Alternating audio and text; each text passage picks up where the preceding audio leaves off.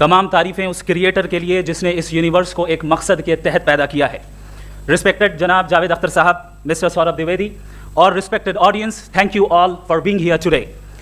आज की डिबेट में चूंकि हम बात करने वाले हैं डज गॉड एग्जिस्ट के टॉपिक पर, तो ये एक ऐसा टॉपिक है जिसके मुताल्लिक कोई भी डिसीजन लेने के लिए अलग अलग स्टैंडर्ड्स हो सकते हैं। लिहाजा डिबेट के शुरू में ये ज़रूरी है कि हम ये जान लें कि आज के इस टॉपिक में कौन सा स्टैंडर्ड सही होगा और कौन सा गलत होगा।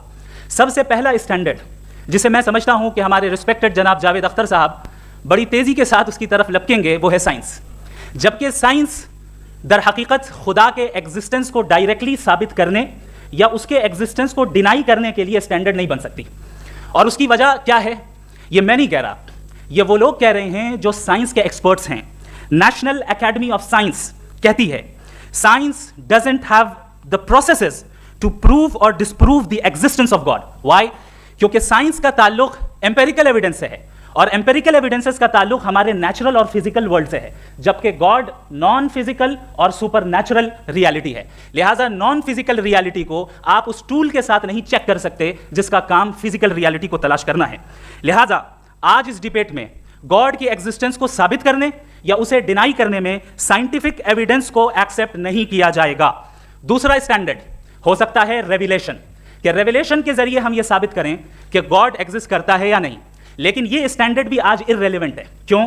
क्योंकि रेविलेशन मेरे नज़दीक सोर्स ऑफ नॉलेज है, वैलिड सोर्स ऑफ नॉलेज है, लेकिन हमारे जावेद अख्तर साहब के नज़दीक ये वैलिड सोर्स ऑफ नॉलेज नहीं है। लिहाजा आज की डिबेट में मैं एक भी एविडेंस किसी भी मजहबी स्क्रिप्चर से नहीं दूंगा ताकि जावेद अख्तर साहब के लिए वो अनएक्सेप्टेबल ना हो। तीसरा जो मेयार हो सकता है वो है ऑब्जर्वेशन, कि भाई कोई कहे कि हमें खुदा दिखाओ, अगर है तो दिखाओ, या ये कि खुदा के एग्जिस्टेंस पर एम्पेरिकल एविडेंस दो, तो ये है दर हकीकत गलत टूल का इस्तेमाल करना। ये ऐसा ही है कि जावेद साहब मुझसे ये मुतालबा करें कि मुफ्ती साहब आप मेटल डिटेक्टर के जरिए प्लास्टिक डिटेक्ट करके दिखाएं। अब चूंकि प्लास्टिक डिटेक्ट नहीं हो पा रही है लिहाजा plastic does not exist. No, you are using the wrong tool. इस टूल से प्लास्टिक को डिटेक्ट नहीं किया जाता। लिहाजा मैं समझता हूं कि गॉड के एग्जिस्टेंस पर एम्पेरिकल एविडेंस का मुतालबा करना एक बचकाना मुतालबा है और हमारे रिस्पेक्टेड जनाब जावेद अख्तर साहब इस स्टेज से अब बहुत आगे निकल चुके हैं। अब बचता है एक ही स्टैंडर्ड, और वो स्टैंडर्ड है अक्ल, लॉजिक, रीजनिंग। और यही वो स्टैंडर्ड है जिसके तहत गॉड की एग्जिस्टेंस को साबित किया जाएगा या गॉड की एग्जिस्टेंस को डिनाई किया जाएगा। लेकिन चूंकि ये बहुत इंपॉर्टेंट और सेंसिटिव टॉपिक है, इसलिए लॉजिकल आर्ग्यूमेंट भी ऐसा होना चाहिए जो डेफिनेटिव हो, इनडेफिनेटिव ना हो, जो 2 और 2 4 की तरह बिल्कुल वाजे हो, जिसे लॉजिकली रिजेक्ट करना पॉसिबल नहीं हो। फॉर एग्जाम्पल हम कहें हमारे रिस्पेक्टेड मिस्टर सौरभ साहब, ये एक इंसान है और तमाम इंसान कॉन्शियस बीइंग है, लिहाजा नतीजा क्या निकला, हमारे सौरभ साहब भी कॉन्शियस बीइंग है। क्या ये इनडेफिनेट आर्ग्यूमेंट है या डेफिनेट आर्ग्यूमेंट है? ये डेफिनेट आर्ग्यूमेंट है। ये 2 और 2 की तरह वाजे है, इसमें किसी तरह जो है लॉजिकली इसको रिजेक्ट नहीं किया जा सकता। तो अगर आज हमारे जावेद अख्तर साहब ऐसी कोई अकली दलील और लॉजिकल एविडेंस दें खुदा के ना होने पर जो डेफिनेट भी हो, तो मैं ये ऐलान करता हूं कि यकीनन मैं उस एविडेंस को कबूल करूंगा और उस पर गौर करूंगा। लेकिन साथ में ये भी ऐलान कर देता हूं प्रेडिक्शन के तौर पर कि ऐसा कोई डेफिनेट आर्ग्यूमेंट कोई नहीं पेश कर सकता। दलील हम देंगे और डेफिनेटिव दलील देंगे, लॉजिकल दलील देंगे, ऐसी दलील देंगे जो एंटायर एथिस्टिक वर्ल्ड उसे रिफ्यूट नहीं कर सकती। चलें अब हम एक एग्जाम्पल सोचते हैं, एक सिनेरियो, सिंपल सिनेरियो, तमाम ऑडियंस से गुजारिश है, हम और आप एक आइसोलेटेड आइलैंड पर हैं, ऐसा आइलैंड जहां पे हमसे पहले कोई कभी नहीं गया। चलते चलते आपके सामने अचानक आपने देखा एक पिंक कलर की बॉल पड़ी हुई है। सबसे पहला सवाल आपके जहन में क्या आएगा कि ये बॉल यहां क्यों आई, कैसे आई, ये पिंक कलर की ही क्यों है, कोई और कलर भी हो सकता था, ये इसी शेप में क्यों है, कोई और शेप भी हो सकता था। नेचुरली आप इस तरफ पहुंचेंगे कि कोई ना कोई है जिसने इन स्पेसिफिक प्रॉपर्टीज के साथ इस बॉल को बनाया है और यहां पे रखा है। चूंकि आप जानते हैं कि ये जो बॉल है इसका एग्जिस्ट करना जरूरी नहीं है, ये एग्जिस्ट कर भी सकती थी, नहीं भी कर सकती थी, और एग्जिस्ट करना ही था तो किसी और फॉर्म में करती, किसी और कलर में करती। अब आप इस बॉल को एक्सपैंड करते चले जाएं, एक्सपैंड करते चले जाएं, एक्सपैंड करते चले जाएं, यहां तक कि ये बॉल यूनिवर्स के साइज की हो जाए। बताइए कि क्या साइज के बढ़ जाने से सवाल बदल जाएगा? हरगिज नहीं बदलेगा। अभी भी सवाल रहेगा ये यूनिवर्स कहां से आया, इन स्पेसिफिक प्रॉपर्टीज के साथ कहां से आया, क्यों आया, किसने बनाया, ये सवाल उस वक्त भी वैलिड रहेगा।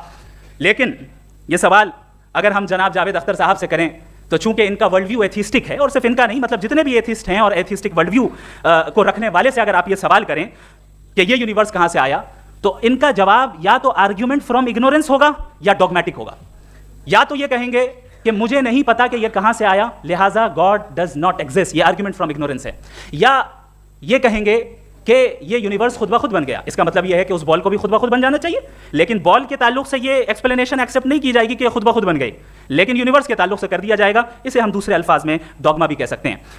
दूसरी चीज़, हमारे जावेद अख्तर साहब ज़रूर गॉड ऑफ गैप्स की मिसाल भी ज़रूर देंगे, और मिसाल देंगे कि पहले ज़माने में बिजलियाँ कड़कती थी तो लोगों ने किसी एक खुदा की तरफ, और बारिश होती थी तो दूसरे खुदा की तरफ मंसूब कर दिया, उनके पास दलील नहीं थी। यह हमारा वर्ल्ड व्यू है ही नहीं, यह हमारा वर्ल्ड व्यू है ही नहीं, क्योंकि नेचुरल फिनोमेना के प्रोसेस की इंटरप्रिटेशन को जान लेने से यह कहां से साबित हो गया कि गॉड एग्जिस्ट नहीं करता है। इस पर मैं इंशाल्लाह अभी आगे बात करूंगा। आप हजरात ये भी देखेंगे, और मैं ये एक्सपेक्ट करता हूं कि हमारे रिस्पेक्टेड जनाब जावेद अख्तर साहब जरूर इमोशनल आर्ग्यूमेंट्स भी देंगे, जो कि एक लॉजिकल फैलेसी है जब बात आती है ट्रुथ को डिसाइड करने में। क्यों? मिसाल के तौर पर वो कहेंगे कि अगर गॉड है तो ईविल क्यों एग्जिस्ट करता है, जबकि मैं कहता हूं ईविल का एग्जिस्ट करना गॉड के एग्जिस्ट करने की दलील है, उसके खिलाफ नहीं है। क्योंकि अगर गॉड है तो हम सब उसके सामने अकाउंटेबल हैं, और अगर हम अकाउंटेबल हैं तो अकाउंटेबिलिटी के लिए ईविल का मौजूद होना जरूरी है, उसके बगैर हम अकाउंटेबल नहीं हो सकते। और अगर हम अकाउंटेबल नहीं हैं तो हम जनाब जावेद अख्तर साहब से पूछेंगे कि आप बताएं कि फिर सफरिंग इस दुनिया में क्यों है? अगर खुदा नहीं है तो सफरिंग क्यों है? और उन लोगों के जज्बे का क्या जिनके अंदर सफरिंग के बाद इंतकाम लेने का जज्बा पाया जाता है और वो इस दुनिया से ऐसे ही चले गए, क्या उनकी सारी तकलीफें बेकार चली जाएंगी? अब आ जाएं उसी एग्जांपल की तरफ कि बॉल, मुझसे अगर कोई पूछे इस बॉल को किसने बनाया, और या इस एक्सपेंडेड बॉल को किसने बनाया, मैं कहूंगा कि चूंकि ये यूनिवर्स और इस यूनिवर्स की तमाम चीजें कॉन्टिंजेंट हैं। कॉन्टिंजेंट होने का मतलब ये होता है कि जो अपने एग्जिस्टेंस पे किसी के ऊपर डिपेंड करती हो, तो जाहिर है ये यूनिवर्स कॉन्टिंजेंट है। और अगर कोई चीज़ कॉन्टिंजेंट नहीं है तो मैं रिक्वेस्ट करूंगा कि मुझे दिखा दें कि कौन सी चीज़ यूनिवर्स में कॉन्टिंजेंट नहीं है, हम भी ज़रा गौर कर लें और हम भी देख लें। और जब कॉन्टिंजेंट चीज़ें मौजूद हैं तो फिलोसोफर्स की इस्तिलाह के मुताबिक, हम उस टर्मिनोलॉजी के मुताबिक, हम उस जगह तक पहुंचते हैं और उस हस्ती तक पहुंचते हैं जिसे नेसेसरी बीइंग कहा जाता है, कि ये वो नेसेसरी बीइंग है जिसका मौजूद ना होना नामुमकिन हो। क्योंकि अगर ये मौजूद ना हो तो सारी चीज़ें एग्जिस्टेंस में आएंगी ही नहीं, और ये सारी कॉन्टिंजेंट चीज़ें उसी के ऊपर डिपेंड करती हैं। अब अगर आप ये सवाल करते हैं कि फिर उस हस्ती को किसने बनाया, फिर उसका कॉज क्या है, फिर उसका कॉज क्या है, फिर उसका कॉज क्या है, और एंडलेसली चले जाएं, इसे हम कहते हैं इन्फिनिट रिग्रेस ऑफ कॉजेस, जो कि लॉजिकल फैलेसी है। कॉन्सेप्चुअली इन्फिनिटी पॉसिबल है। मिसाल के तौर पे न्यूमेरिकल्स 1 2 3 गिनते चले जाएं, इन्फिनिट नंबर्स हैं। मैं कॉन्सेप्चुअली बात नहीं कर रहा, प्रैक्टिकली रियलिटी में साबित करके दिखाएं कि infinite regress of causes possible है या नहीं। अगर पॉसिबल है तो हम मान लेंगे, मिसाल दे दें, और पॉसिबल नहीं है तो एक ही ऑप्शन बचता है जिसे हम कहते हैं नेसेसरी बीइंग। ऐसी नेसेसरी बीइंग जो इंडिपेंडेंट है, क्योंकि अगर वो डिपेंडेंट हुई तो वो नेसेसरी नहीं रहेगी। ऐसी इंडिपेंडेंट बीइंग जो इटर्नल है, अगर वो इटर्नल नहीं होगी, उसकी बिगिनिंग होगी, तो वो खुद कॉन्टिंजेंट है। ऐसी बीइंग जो पावरफुल है, क्योंकि कॉन्टिंजेंट को एक्चुअलाइज करने के लिए पावर चाहिए। ऐसी बीइंग जो इंटेलिजेंट है और नॉलेजेबल है, क्योंकि ये यूनिवर्स स्पेसिफिक फॉर्म और स्पेसिफिक लॉज ऑफ नेचर के तहत प्रिसाइजली चल रहा है। Thank you. थैंक यू मुफ्ती साहब।